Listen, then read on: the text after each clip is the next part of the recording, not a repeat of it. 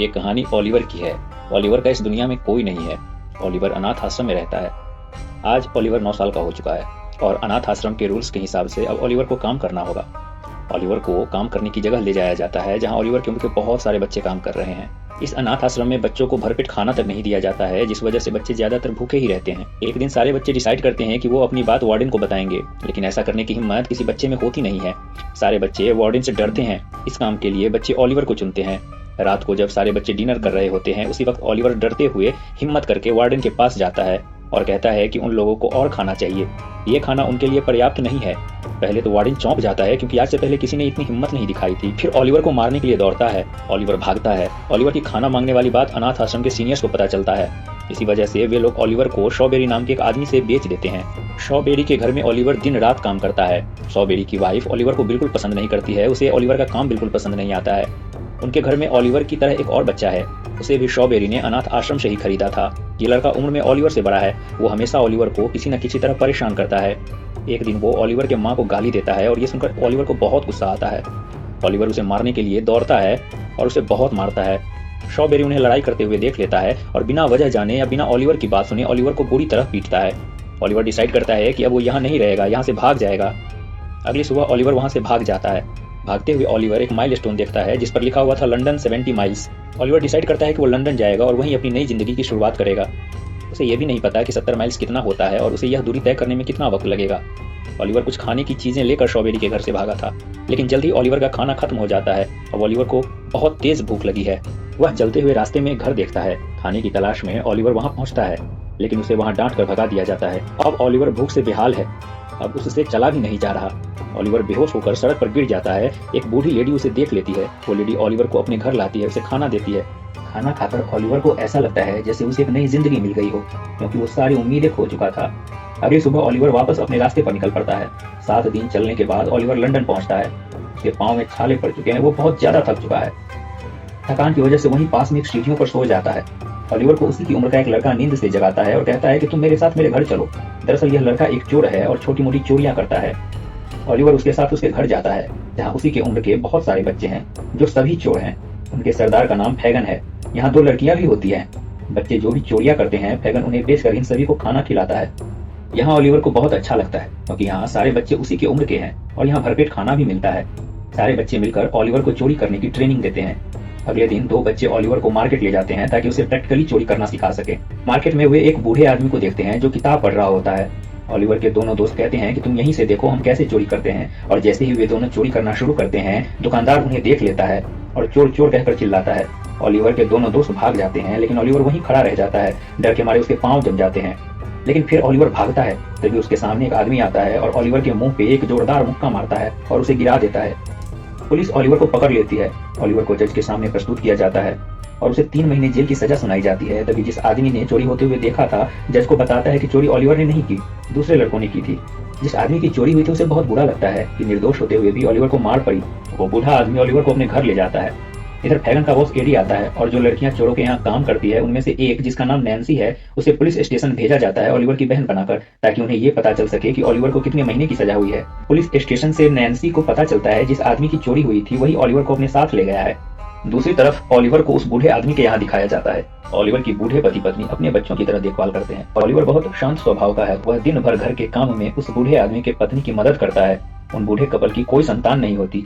वे दोनों ओलिवर को अपने यहाँ रखने का निर्णय लेते हैं। एक दिन बूढ़ा आदमी कुछ पैसा और किताब ओलिवर को देता है और कहता है कि ये किताब और पैसा उसी दुकानदार को दे आओ जहाँ तुमने मुझे पहली बार देखा था। ओलिवर भी ठीक वैसा ही करता है और घर से मार्केट जाने के लिए निकल पड़ता है। मार्केट में नैन्सी और उसका बॉस एडी ओलिवर को देखते हैं। वे दोनों बहुत दिन से ओलिवर पर नजर रखे हुए थे। ओलिवर को पकड़कर अपने घर ले आते हैं। ओलिवर से उसका पैसा और किताब छीन लेते हैं। ओलिवर रोकर कहता है कि पैसा और किताब मुझे वापस कर दो और मुझे यहाँ से जाने दो, नहीं तो वे लोग समझेंगे कि मैं उनका पैसा लेकर भाग गया। एडी ओलिवर की बात नहीं सुनता और जब ओलिवर भागने की कोशिश करता है तब ये लोग ओलिवर को एक कमरे में बंद कर देते हैं। अगली सुबह जब फैगन ओलिवर के लिए नाश्ता लेकर जाता है, तब फैगन ओलिवर से पूछता है कि क्या तुमने पुलिस को हम सब के बारे में या इस घर के बारे में कुछ भी बताया है? ओलिवर कहता है नहीं, उसने पुलिस को कुछ भी नहीं बताया। एडी को पता चलता है कि ओलिवर जिस आदमी के यहाँ रह रहा था वो शहर का एक अमीर आदमी है। एडी ओलिवर के जरिए उस घर में चोरी करने का प्लान बनाता है ताकि वे लोग दोबारा ओलिवर को अपने यहाँ ना रखें और ओलिवर हमेशा उन्हीं के लिए काम करता रहे। अब रात को एडी ओलिवर के साथ घर से निकलकर अपने साथी से मिलता है, जिसके पास 2 पिस्टल हैं। अब वे तीनों उसी बूढ़े आदमी के घर के बाहर पहुंचते हैं। ऑलिवर बहुत मिन्नतें करता है कि वो इस घर में चोरी नहीं कर सकता, लेकिन वे लोग ऑलिवर को धमकी देकर एक छोटे से खिड़की से घर के अंदर घुसा देते हैं और कहते हैं कि अगर अंदर से वो दरवाजा नहीं खोलेगा तो वे लोग उसे गोली मार देंगे। ऑलिवर दरवाजा खोल देता है। बूढ़ा आदमी आवाज सुनकर जग जाता है और अपनी बंदूक लेकर कमरे से बाहर निकलता है। ऑलिवर दौड़कर बूढ़े आदमी के पास पहुंचने की कोशिश करता है, लेकिन एडी ऑलिवर पर गोली चला देता है जो ऑलिवर के कंधे के पास लगती है। दूसरी तरफ से बूढ़ा आदमी भी गोली चलाता है। मजबूरन एडी को ऑलिवर को उठाकर भागना पड़ता है। बाहर निकलकर एडी अपने साथी से कहता है कि वे ऑलिवर को मार दे, नहीं तो ऑलिवर उनके खिलाफ गवाही दे सकता है। तभी एडी का पैर फिसलता है और वह पास के नाले में गिर जाता है। एडी का साथी ऑलिवर को उठाकर घर पहुंचता है। नैन्सी और फैगन देखते हैं कि ऑलिवर की हालत बहुत खराब है। फैगन और नैन्सी रात भर ऑलिवर की सेवा करते हैं। एडी भी अब घर आ चुका है, लेकिन ठंडे नाले में गिरने की वजह से उसका तबीयत बहुत ज्यादा खराब है। एडी फैगन से कहता है कि एक बार मैं ठीक हो जाऊं, उसके बाद मैं ऑलिवर को ठिकाने लगा दूंगा। नैन्सी नहीं चाहती कि ऑलिवर को किसी तरह का कोई नुकसान हो, इसलिए नैन्सी एडी के कॉफी में नींद की दवा मिला देती है और उसी बूढ़े आदमी के घर जाती है ताकि उन्हें सच बता सके। बूढ़ा आदमी घर पर नहीं होता है। नैन्सी उसके पत्नी को कहती है कि ऑलिवर की जान खतरे में है, वो कभी भी उनके घर पर चोरी नहीं करना चाहता था, वह तो मासूम है। अगर आपके पति पूरा सच जानना चाहते हैं तो उनसे कहिए कि मुझसे लंदन ब्रिज पर रात को 9 बजे मिले। रात को नैन्सी काम का बहाना करके घर से निकलना चाहती है, लेकिन एडी उसे रोकना चाहता है। नैन्सी जिद करके चली जाती है। एडी को शक होता है और वो अपना एक आदमी नैन्सी के पीछे भेजता है। नैन्सी उस बूढ़े आदमी को लंदन ब्रिज पर मिलती है। नैन्सी उनसे कहती है कि ऑलिवर का इस दुनिया में कोई नहीं है, वह अनाथ और मासूम है। ऑलिवर निर्दोष है, वह आपके पास आना चाहता है, लेकिन एडी ने उसे कमरे में बंद कर रखा है। नैन्सी उस जगह का पता भी बूढ़े आदमी को दे देती है। नैन्सी की बात सुनकर बूढ़ा आदमी अपने घर चला जाता है। वह ऑलिवर को बचाना चाहता है। दूसरी तरफ नैन्सी जब घर पहुंचती है तब एडी को पता चल चुका था कि नैन्सी उस बूढ़े आदमी से मिलने गई थी। एडी नैन्सी को बहुत बुरे तरीके से मारता है, जिससे नैन्सी की मौत हो जाती है। दूसरी तरफ बूढ़ा आदमी पुलिस के बड़े अधिकारियों से मिलकर उन्हें सब कुछ बता देता है। पुलिस को नैन्सी की लाश भी मिली है। अब पुलिस को पूरी उम्मीद है कि ये सब एडी ने ही किया है। ये पूरी खबर अखबार में भी छप जाता है।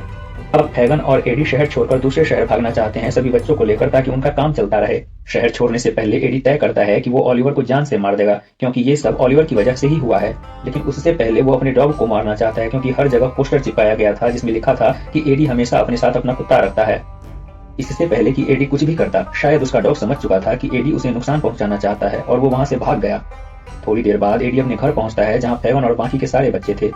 एडी के वहां पहुंचते ही वो लड़का जो ऑलिवर को घर लाया था एडी पर हमला कर देता है, क्योंकि उसे पता चल गया था कि नैन्सी को उसने जान से मार दिया है।